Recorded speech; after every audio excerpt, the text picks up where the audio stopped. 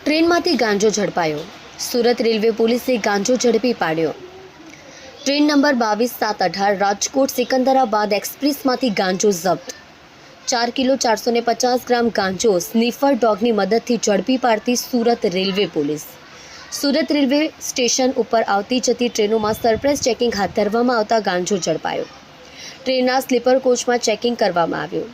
Dog મારફતે checking કરતા ટ્રેનના વચ્ચેના ભાગે આવેલ કોચ નંબર S9 અને S10ની વચ્ચેના કોરિડોરમાં ગાંજો સંતાડ્યો હતો।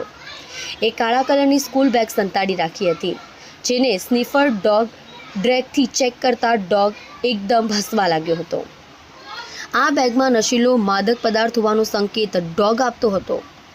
આર્થિક લાભ માટે પરપ્રાંતમાંથી ગેરકાયદેસર રીતે ગાંજો આયાત કરવામાં આવ્યો હોવાનું સામે આવ્યું। આરોપી પોલીસમાં પકડાઈ જવાના ડરથી ગાંજો બિનવારસી હાલતમાં છોડીને ભાગી ગયો। અજાણ્યા ઇસમ વિરુદ્ધ NDPS એક્ટ અંતર્ગત કેસ દાખલ કરાયો। સુરત રેલવે પોલીસે વધુ તપાસ હાથ ધરી છે।